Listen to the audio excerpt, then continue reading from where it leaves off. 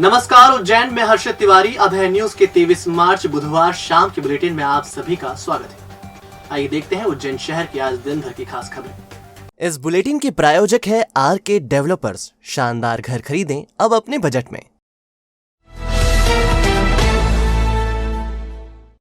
उज्जैन नगर निगम का एक और काला कारनामा उजागर हुआ है।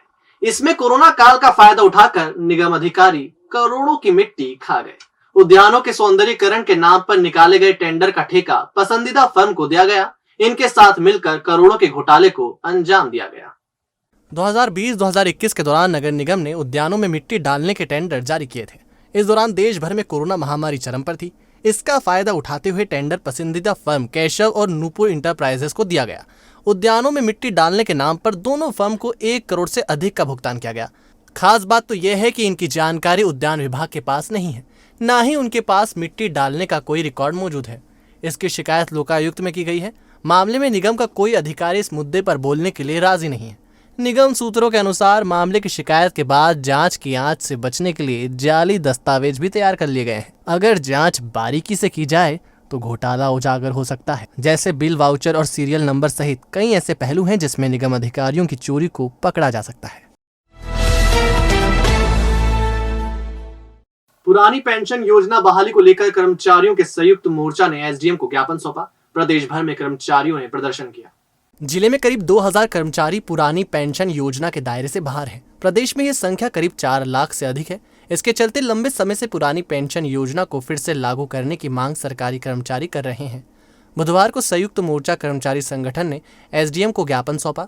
मोर्चा जिला अध्यक्ष डॉक्टर कैलाश बारोड़ ने बताया, राजस्थान और छत्तीसगढ़ में 1 अप्रैल से पेंशन योजना लागू कर दी गई। इसे देखते हुए प्रदेश में भी इसे लागू करना चाहिए। पेंशन ही शासकीय कर्मचारियों के बुढ़ापे का सहारा होती है। संयुक्त मोर्चा के आह्वान पर प्रदेश भर में माननीय अनुविभागीय अधिकारी महोदय को सीएम साहब के नाम ज्ञापन दिया जा रहा है। और ये ज्ञापन जो दिया जा रहा है एनपीएस के विरोध में दिया जा रहा है, ओल्ड पेंशन के सपोर्ट में दिया जा रहा है। यानी कि सीधी सीधी भाषा में बात कर रहे हैं तो ये पूरा जितने भी कर्मचारी है 2005 के बाद पुरानी पेंशन बंद कर दी गई है मध्य प्रदेश समेत कई राज्यों में। लेकिन एक अच्छी सकारात्मक पहल पड़ोस के राज्यों ने की है। आप राजस्थान का उदाहरण ले सकते हैं, छत्तीसगढ़ का ले सकते हैं, जहां 1 अप्रैल से पुरानी पेंशन लागू कर दी गई है। तो मध्य प्रदेश के कर्मचारी भी माननीय सीएम साहब से अपेक्षा करते हैं कि हम लोगों को भी पुरानी पारिवारिक पेंशन योजना का लाभ दिए जाने की कृपा। मंडी काम करने जा रहे 2 युवकों को स्कूल बस ने टक्कर मार दी। दुर्घटना के बाद दोनों को जिला अस्पताल ले जाया गया, जहां उन्हें इलाज दिया जा रहा है। बड़नगर के रहने वाले राजेश और प्रदीप बड़नगर कृषि उपज मंडी में काम करते हैं। बुधवार को वे काम करने के लिए बाइक से मंडी जा रहे थे। इसी दौरान एक स्कूल बस ने उन्हें टक्कर मार दी। दुर्घटना के बाद घायलों को बड़नगर अस्पताल ले जाया गया, जहां से हालत गंभीर होने पर उज्जैन जिला अस्पताल रेफर किया गया। प्रत्यक्षदर्शियों के अनुसार अचानक रोड क्रॉस करने के चलते दुर्घटना हुई। संभवतः घायल जल्दबाजी में होंगे, जिस वजह से उन्होंने बगैर देखे टर्न ले लिया, जो दुर्घटना का कारण बना। मैं गया मेरे चौधरी मेरे भी आप करा भी काम करने जाता था, गाड़ी लेके बड़नगर मंडी में स्कूल बस ठोक गया। कहीं पीछे से देखा प्रदीप और राजेश। ये सिटी हॉस्पिटल है अपने बड़नगर में बस स्टैंड के पास में, वहीं पे स्कूल बस से दोनों बाइक से जा रहे थे, टकरा गए हैं। कहाँ के रहने वाले? ये रहने वाले जाफला गाँव के। एक का नाम राजेश है, उम्र 18 साल, और एक का नाम प्रदीप है, उसकी 20 साल उम्र है। हनु फाइनेंस एंड सर्विस, सभी प्राइवेट और गवर्नमेंट बैंक से लोन सुविधा एक ही छत के नीचे। सभी प्रकार के लोन जैसे home loan, mortgage loan, business loan, personal loan, ग्रामीण क्षेत्र में ग्राम पंचायत के पट्टे पर लोन, तहसील के पट्टे पर लोन, व्हीकल लोन, कम से कम ब्याज दर पर loan. Hanu finance and service के साथ अब घर खरीदना हुआ आसान, घर लेने से बनने तक आपके साथ। और साथ ही अदर सर्विस जैसे इनकम टैक्स रिटर्न, दुकान का गुमास्ता, सभी प्रकार के इंश्योरेंस जैसे health insurance, life insurance, vehicle insurance, mediclaim और भी बहुत सी सुविधाएं। तो हनु फाइनेंस एंड सर्विस को बनाएं अपना फाइनेंशियल एडवाइजर। हमारा पता 121 14B JK हॉस्पिटल के सामने, Sindhi colony, Indore road, Ujjain. Mobile 7247766001। Director Sagar Chavda 9522251432। Panini Sanskrit Vishwavidyalaya का दीक्षांत समारोह 25 मार्च को होगा। विक्रम कीर्ति मंदिर में होने वाले समारोह में 11 पीएचडी धारकों को भी उपाधि दी जाएगी। राज्यपाल मंगू भाई पटेल कार्यक्रम की अध्यक्षता करेंगे। उच्च शिक्षा मंत्री मोहन यादव कार्यक्रम के मुख्य अतिथि होंगे। पाणिनि संस्कृत विश्वविद्यालय के कुलपति विजय कुमार ने बताया कि कार्यक्रम में सांसद अनिल फिरोजिया, विधायक पारस जैन भी बतौर अतिथि उपस्थित होंगे। कार्यक्रम के सारस्वत अतिथि केंद्रीय संस्कृत विश्वविद्यालय दिल्ली के कुलपति आचार्य श्रीनिवास वरखेड़े रहेंगे। 2020 और 2021 में शिक्षा लेने वाले विद्यार्थियों को दीक्षा दी जाएगी। इनमें 11 स्वर्ण पदक, 11 रजत पदक और 11 कांस्य पदक दिए जाएंगे। विश्वविद्यालय से पास आउट करीब 1300 बच्चों का इस तरह से दीक्षांत होगा। कार्यक्रम सुबह 11 बजे शुरू होगा और शाम 4 बजे तक इसका समापन होगा। विश्वविद्यालय के दीक्षांत समारंभ इस महीने के 25 तारीख को निश्चित किया गया है। इसका स्थान है ये कोटी रोड में विक्रम कीर्ति मंदिर में ये कार्यक्रम होने वाले हैं। ये कार्यक्रम में हमारे विश्वविद्यालय से ये 2020-21 ये अध्ययन वर्ष में जितने बच्चे पदव्युत्तर पदवी और पीएचडी डिप्लोमा वगैरह जो लिया है उन लोगों का जो दीक्षांत का जो ये समारंभ है, इसमें टोटल 11 पीएचडी अवॉर्डीज़ है और इसके अलावा 11 स्वर्ण पदक और 11 कांस्य पदक और 11 रजत पदक, इतने बच्चों का ये मेडल्स ये दिया जाएगा। तो टोटल हमारे इस साल के जो विश्वविद्यालय से पास आउट है नियर अबाउट 1300-1400 के बच्चे, 1351 कुछ बच्चे हैं। तो इसमें औपचारिक रूप से ये जो इनके लिए औपचारिक रूप से इनका भी दीक्षांत हो जाएगा।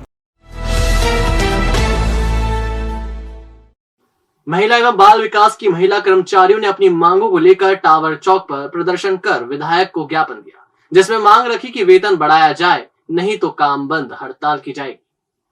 टावर चौक पर प्रदर्शन करने आई महिला कर्मचारियों की यूं तो कई मांगे थी, लेकिन इसमें परियोजना अधिकारियों का पे 3600 रुपये से बढ़ाकर 4800 रुपये करने पर जोर दिया गया। पर्यवेक्षकों को नियमित प्रमोशन देने और परियोजना अधिकारी के रिक्त पद भरने की मांग की गई। इसी तरह संविदा पर नियुक्त पर्यवेक्षकों का पद नियमित करने और प्रतिमाह भ्रमण के आधार पर नियमित टीएडीए प्रदान करने की मांग की गई। ज्ञापन सौंपते समय यह भी बताया गया कि इन मांगों को पूरा करने के लिए परियोजना अधिकारी संघ एवं पर्यवेक्षक संघ लगातार विभागीय मंत्री और पीएस को ज्ञापन दे रहा है, लेकिन किसी भी स्तर पर मांगों को पूरा नहीं किया जा रहा है। ऐसे में अतिशीघ्र मांगों को पूरा करने की मांग की गई। मांग पूरी नहीं होने की स्थिति में संपूर्ण काम बंद कर हड़ताल की चेतावनी दी गई। वेतन विसंगति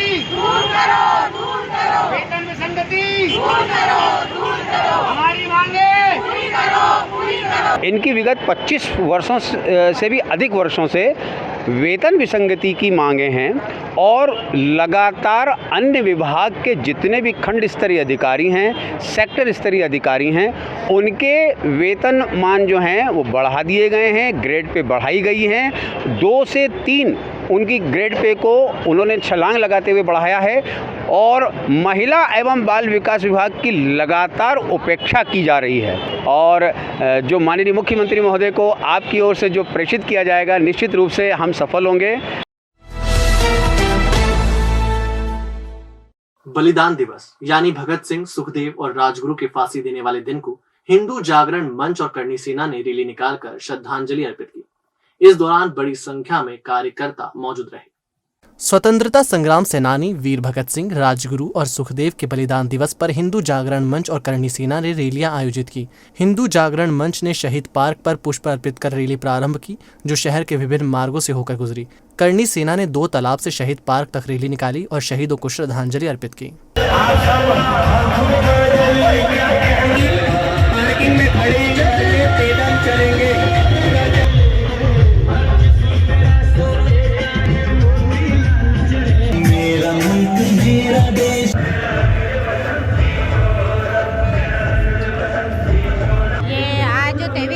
बलिदान दिवस है शहीद भगत सिंह, सुखदेव और राजगुरु का, उसके ऊपर श्रद्धांजलि कार्यक्रम है और साथ ही वाहन रैली का आयोजन रखा गया है हिंदू जागरण मंच उज्जैन की तरफ से।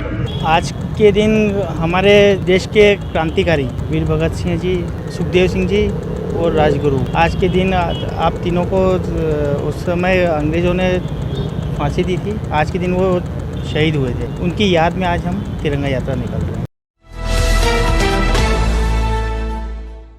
Galaxy Square a complete lighting solution, एक स्थान सो समाधान आपके लाए हैं सबसे कम रेट में best quality lights and accessories, LED lights, LED panel, सैविक western, Vinay Anchor switch, heavy quality roof light and all accessories जो चले सालों साल।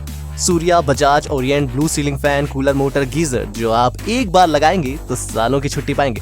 होलसेल रेट में उपलब्ध है LED flood light, LED street light, LED power light, LED series, all decoration items and handmade series. आपका 40 सालों का विश्वास हमारे साथ। गैलेक्सी स्क्वायर 1982 से शहर को दे रहा है complete light solution. Wholesale and retail rates are available for all electrical goods. Galaxy Square C6 Pandit Deendayal complex, Savi road, Ujjain. Contact 9752843852।